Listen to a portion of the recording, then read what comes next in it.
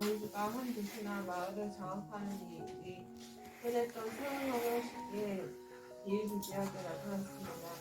당시 노동자들은 교육을 받지 못했고 대중교통이 발달하지 않아 다른 직장을 찾아 이동이 어려운 형편이었습니다. 따라서 당시 노동자들은 고용주로부터 착취당하기 쉬운 구조화에서 피로처럼 일했습니다. 피로 독점 이론에 의하면 기업은 경쟁 시장을 통해 고용자를 고용할 때보다 수수료 더 있는 노동자를 고용할 때 수익을 극대화할 수 있을 것이다. 피로 독점은 생산이 아니라 근로자 수 구조 감소를 가져오므로 사회 전반적으로 불효율적입니다. 이러한 상황은 높은 수익을 올리는 기업에만 유리합니다. 네, 원장님. 근무 조건에 불만을 품기 시작했습니다. 그리하여 노동자들은 수요 독점력을 가진 고용주에 대항하려 노동조합을 결성했습니다.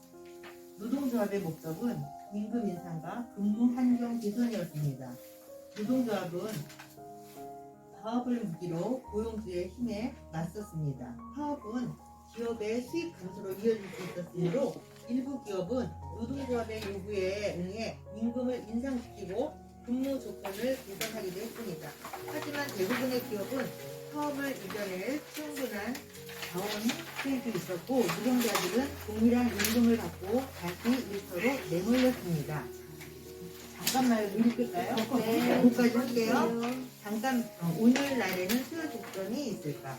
이론적으로 노동자들은 보다 높은 임금을 제공하는 직업을 찾을 수 있다. 하지만 실제로 노동자들이 직업을 바꾸기는 어렵다. 새로운 직장을 얻기 위해 준비하고 면접을 보는 데에는 상당한 시간이 걸린다. 따라서 대부분의 노동자는 속보기 임금 인상을 위해 제 직장을 찾느니 현재 직장에 머문다. 또한 지리적으로 이동하는 것도 어렵다. 일자리는 많지만 생활비가 많이 드는 다른 나라로 이동하는 것은 결코 쉽지 않다. 네, 이번에는 노동 식량 불면의 오류, 노동 식량 불면의 오류는 한국과 내 일자리 수가 고정되어 있다는 주장과 관련이 있습니다.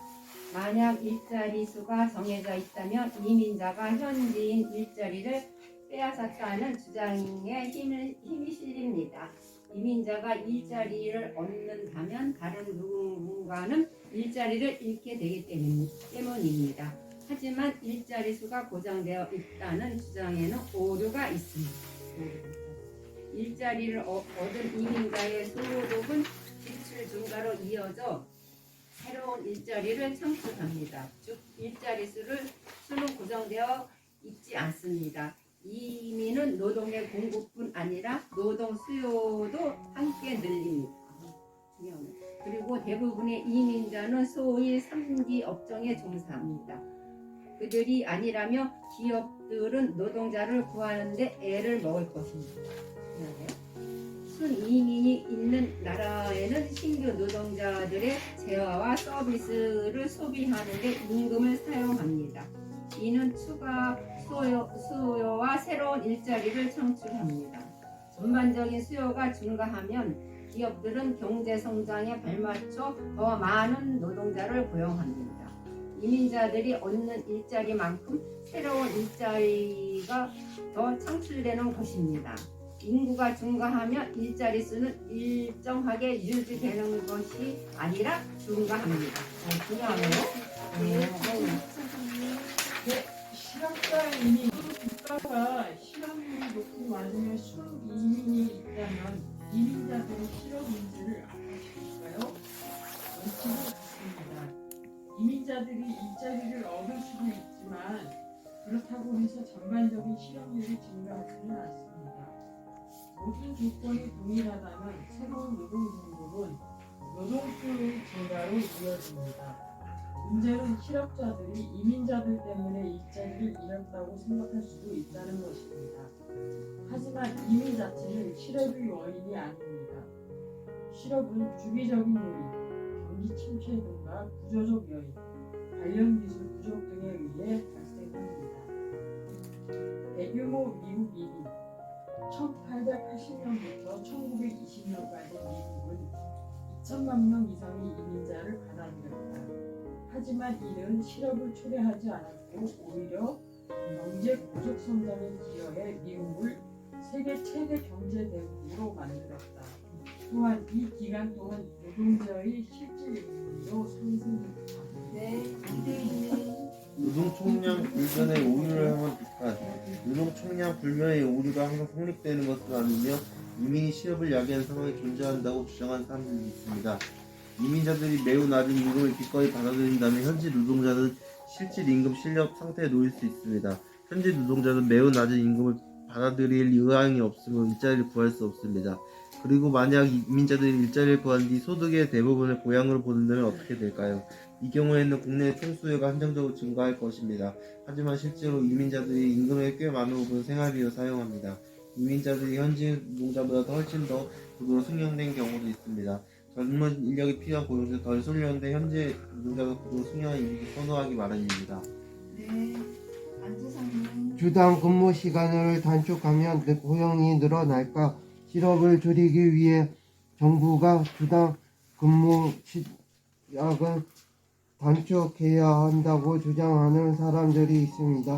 그들이 따르면 정부가 주당 근무 시간을 단축하면 기업이 줄어든 근무 시간을 만회하기 위해 고용을 늘립니다. 이때 노동자 개개인의 소득은 줄어들겠지만 근무 시간을 줄이기 때문에 일자리 창출이라는 사회적 편익을 실현됩니다.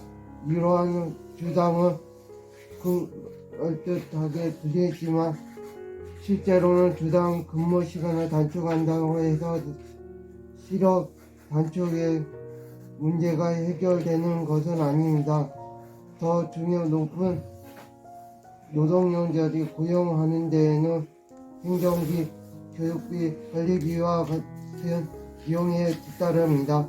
따라서 기업은 주당 근무 고용 없이 생산성이 높이는 방향으로 눈을 돌릴 것입니다. 또한 주당 근무 시간에는 임금의 감축과 감소한 노동자들은 지출이 줄을 것이고 이는 소비 감소로 이어지게 됩니다. 이뿐만 아닙니다. 기업은 절절한 노동자를 고용하지 못할 수 있습니다. 대부분의 관리자 및 근로자 기술의 경험은 대체 가능합니다. 서로 고용된 직업이 적임자의 기술과 경험을 그대로 이어갈 수는 없습니다. 노동은 다른 어떤 생산 요소보다 내부적 요인에 의해 바뀌기 쉽습니다. 잠깐만요. 프랑스의 주당 최대 25시간 근무제 2002월 프랑스 정부의 주당 최대 25시간 근무를 시행했다. 이 정부도 정도는 주당 근무 시간이 짧아진 노동자들 사이에서 비용성 인기가 있었다. 하지만 이 제도는 실업을 줄였다고 보기는 어렵다. 2010년, 2016년 프랑스 실업을 노동자 수이 유연한 미국과 영국의 실업이 훨씬 높았다. 이에 주당 최대 25시간 근무제 같은 노동시장 규제가 기업인 노동자를 고용할 수 것을 가로막는 데 의견이 있다. 네, 다음 대부분의 경제권에서 여성은 남성보다 낮은 급여를 받습니다. 지난 10년간 급여 격차가 줄어들긴 했지만 여전히 여성의 급여가 남성의 급여보다 낮은 경우가 비일비재합니다. 어떤 경제 이론으로 이러한 현상을 설명할 수 있을까요? 과거에는 남성의 학위를 채택하고 전문적인 자격 조건을 갖춘 경우가 많아 높은 급여를 받았습니다. 하지만 최근 들어서는 학력 격차가 줄어들었습니다. 그럼에도 같은 교육 수준의 노동자 사이에서 여전히 급여 격차가 존재합니다. 영국의 경우 졸업 후 10년이 지난 시점에서 고학년 여성의 소득은 고학년 남성 소득의 77% 불과했습니다. 고단한 육체 노동은 남성에게 유리했습니다. 하지만 현재 경제가 서비스직을 중심으로 돌아가면서 상황은 바뀌었습니다. 현재 경제에서 노동 수요는 석탄, 더미를 옮기는 육체 노동이 아닌 서비스 기술과 지식의 기반을 덮습니다. 대부분의 스포츠 종목에서 남자 선수들이 여자 선수보다 더 많은 급여를 받습니다. 테니스 같은 경우 같은 일부 스포츠 종목에서는 격차가 많이 줄어들었지만 미식축구나 야구의 경우 남자 선수들이 참여하는 경기에 더 많은 돈이 몰립니다. 이러한 구조를 바꾸기 위해서는 여자 스포츠계의 성장과 더불어 여자 선수에 대한 수요 증대가 이루어져야 합니다. 차별, 얼마 전까지만 해도 공장에 일하던 여성 노동자들은 같은 업무를 하는 남성 노동자들에 비해 적은 급여를 받았습니다. 영국에선 이러한 뻔뻔한 차별을 균등임금법에 의해 불법 행위로 간주했습니다.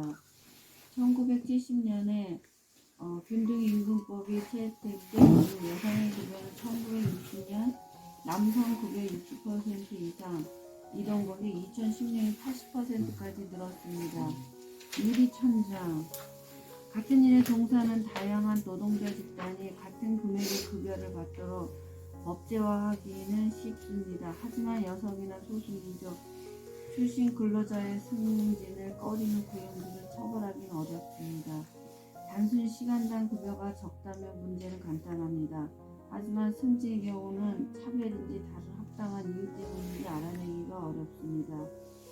고위직에 진출한 여성 수가 적은 것은 보이지 않는 유리천장 때문이기도 합니다. 유리천장은 여성의 고위직 승진을 막는 조직 내 보이지 않는 장벽을 뚫다는 말입니다. 남성이 초과 근무수당을 받을 수 있는 생산직에 많이 종사하기 때문에 남성의 급여가 높다는 의견도 있습니다. 서비스 부문의 사무직은 생산직에 비해 초과 근무수당을 받는 일이 적습니다. 경력 공백, 출산으로 인한 여성의 경력 공백이 급여에 미친 영향은 남성과 여성의 지속되는 급여 격차를 설명하는 가장 명확한 요인입니다. 35세 여성의 급여는 남성 급여의 90%이지만 55-64세 여성의 급여는 남성 급여 74%에 그칩니다. 출산으로 인해 경력 공백이 생기며 업무에 필요한 기술을 빠르게 익히지 못해 승진을 하거나 높은 급여를 받을 가능성이 낮아집니다. 또한 기업은 출산휴가를 기간 동안 급여를 지급하고 있을 때 직원을 고용해야 하기 때문에 출산휴가를 쓰지 않는 노동자를 고용하는 것을 선호합니다. 즉 기업들이 출산휴가에 따른 비용을 회피하는 것이 여성차별로 이어진다고 볼 수 있습니다. 하지만 기업 입장에서 이는 단위 비용을 주기 위한 노력이 필요합니다. 현대 사회 인구 고령화는 잘 알려진 문제입니다. 2014년 미국의 인구 조사에 따르면 2012년부터 2050년까지 65세 이상 인구수는 2배가 가까이 치솟아 4,310만 명에서 8,370만 명으로 늘어날 것이라 예상됩니다. 그에 따라서 미국의 노년 부양비는 다음과 같이 증가할 전망입니다. 그 도표는 읽어보시고요. 노년 부양비의 증가는 미국에도 부담이지만 이탈리아나 일본 같은 나라에는 더욱 큰 부담이 듭니다. 일본의 경우 2005년 30%이던 노년 부양비가 2050년에 70%까지 치솟을 것으로 보입니다. 고령 인구 비율은 1960년대에 태어난 베이비붐 세대가 노년층이 되고 평균 수명이 연장되면서 증가했습니다. 인구 고령화 비관적이기만 할까? 이거 다른 사람 하세요. 비관적이 그만할까? 인구 고령화를 필연적으로 국가 부채를 과거에 들이는 피해가 눈에 흡사하기 쉽습니다. 하지만 미국의 여러 가지 경제국들은 이미 노양비 문제에 대해 경험이 있습니다. 1940년부터 2010년 사이 고령 인구수의 두 배를 일었습니다. 이 시기에는 생활수준이 향상되었습니다. 이 당시 노동 방법이 증가는 경제성장과 기술발전의 인구, 경제력이 시작했습니다. 의전이 지속되면 중소득 증가에 일반은 의료를 가능할 수 있습니다. 나 읽어보고요.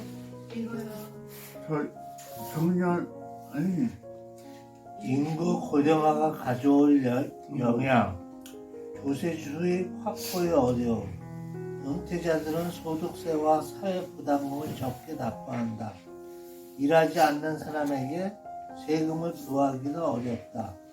자격지출 증가, 자격지출은 의료비나 사회보장연금처럼 정부가 일정 자격을 지닌 사람들에게 지급하기로 약정한 지출이다. 적자 예산, 정부는 조세 수입이 감소하는 와중에 정부 지출을 늘려야 하는 딜레마의 상황에 빠진다. 그리하여 정부는 늘어나는 고령화 인구의 의료비와 연금을 감당하기 위해 세율을 높인다. 이때 정작 세금을 내는 노동자들은 세금 증가의 편익을 누리지 못한다. 노동력 부족, 인구가 고령화되면 상대적으로 생산 기능 인구가 줄어든다. 과연 의료 부문과 같은 영역의 경제 공백이 채워질 수 있을까? 경제 부문의 변화, 고령화된 인구는 경제 부분의 변화를 가져온다. 예를 들어 교육 부문의 중요성은 줄어들고 의료 부문의 중요성은 붙들어질 것이다. 저축, 고령화된 인구는 다른 소비와 저축 습관을 보여줄 것이다. 상대적으로 높은 저축 비율을 은퇴와 소득원으로서 국채 수입을 늘 수 있다. 네,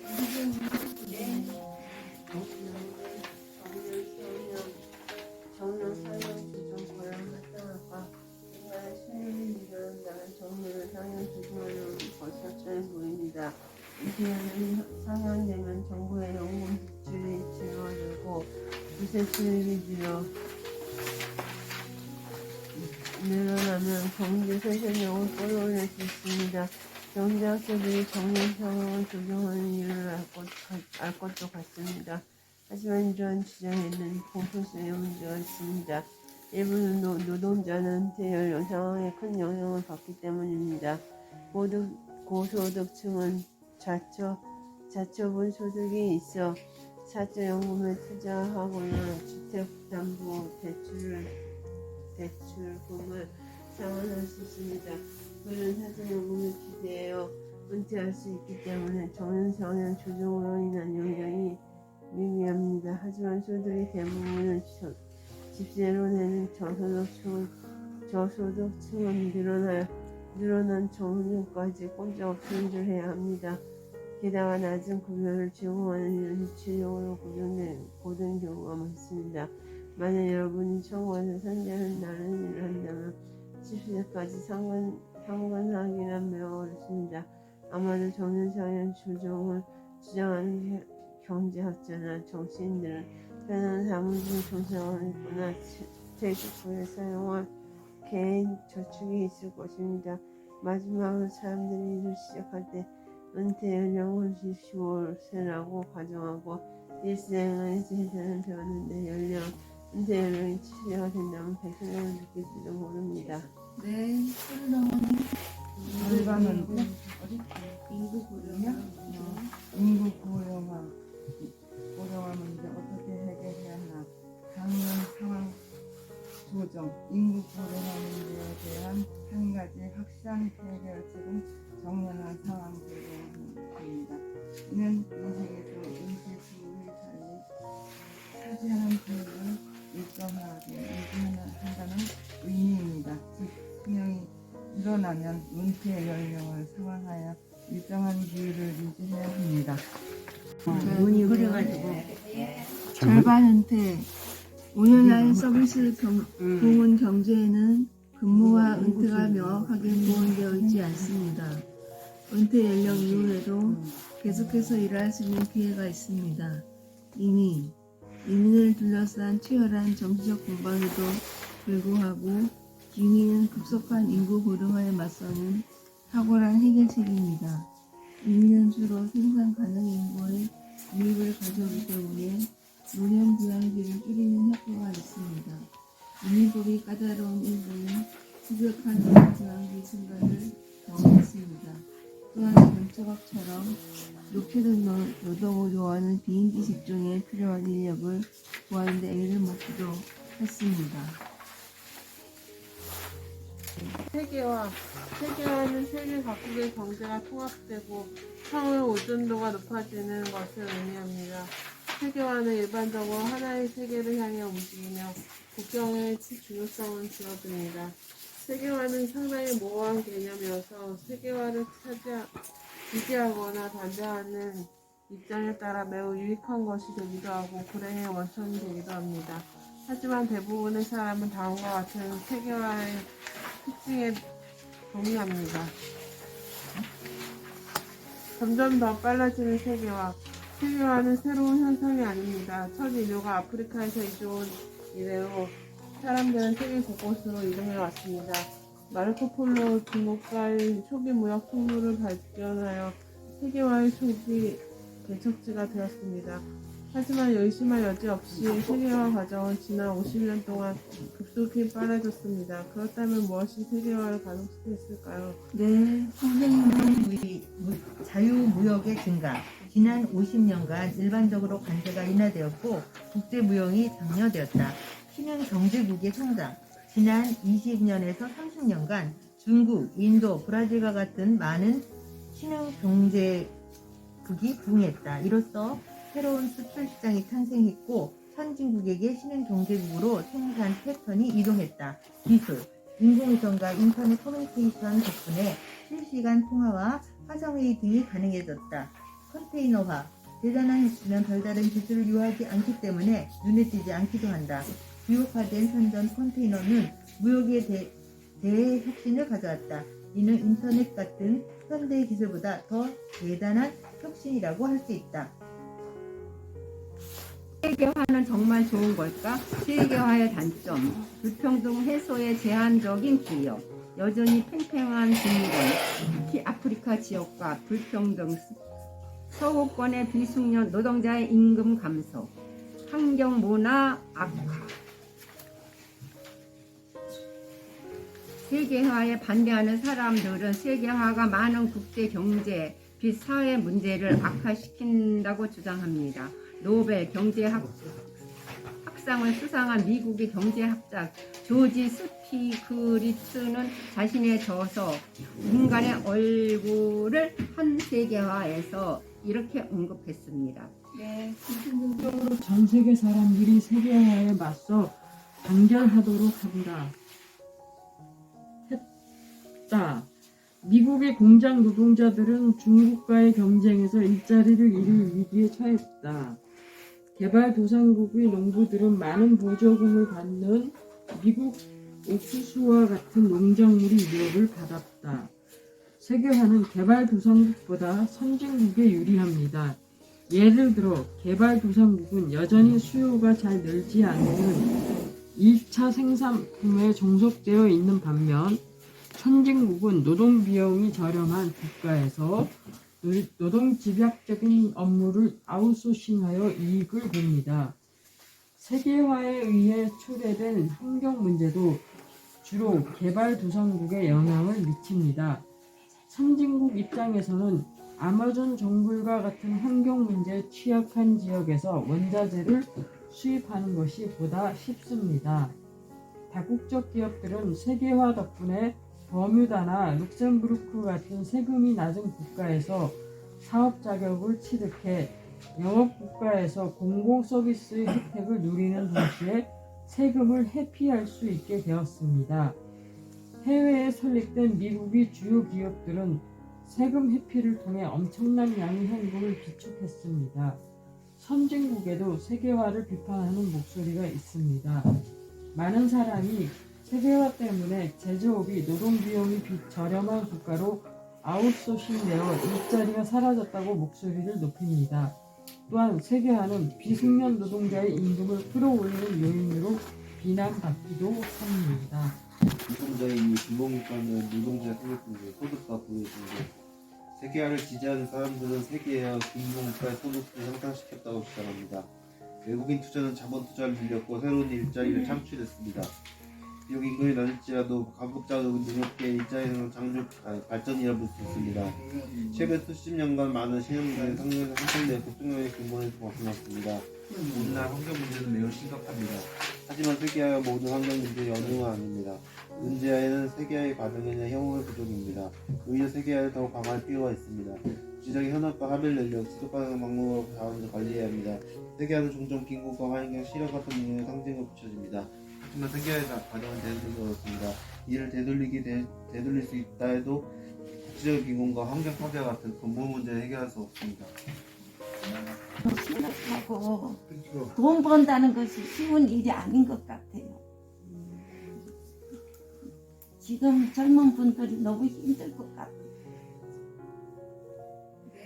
네, 감사합니다. 선생님. 어디 가냐고 여성들이 그 출산 때문에 항상 보면 그 공백기가 있으면 그래도 요즘은 많이 좋아지긴 해도 그게 여기 보니까 더 그냥 생각이 많이 들고요. 고령화가 돼서 언제까지 일을 다녀야 되나. 뭐 연금이 65세, 뭐 70세까지 이런 얘기가 나오니까 그냥 나이 들어가는 게 좋기도 하면서 많이 좀 부담이 되는. 많은 공감 가져요. 이정님 말씀에 나이 들어가면서 이걸 읽으면서 생각하는 게 우리나라도 언젠가 경제국이 될 것 같아요. 뉴스 보니까 뭐 한류 콘텐츠도 있고 그러다 보니까 성장이 될 것 같아요.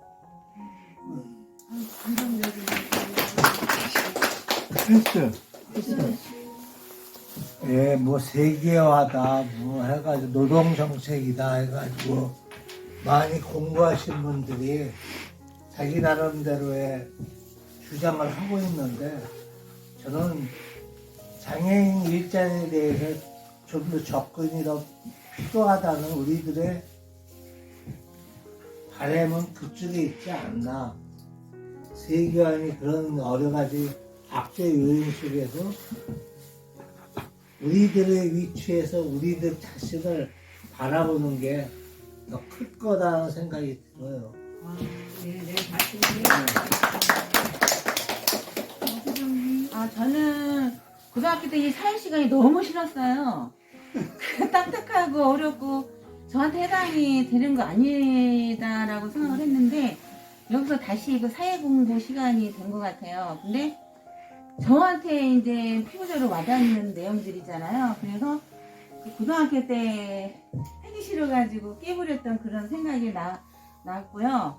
그 도움이 되네요. 너무 좋았습니다.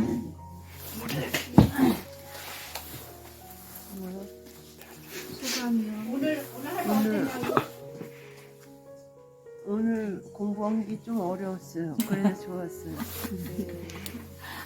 우리 어머니 경제학에 대해서 저는 아까 설명을 못 해드렸는데 이렇게 한 사람이 설명하는 것보다 이렇게 돌아가면서 설명을 하니까 혹시 훨씬 듣기도 좋고 좋으네요.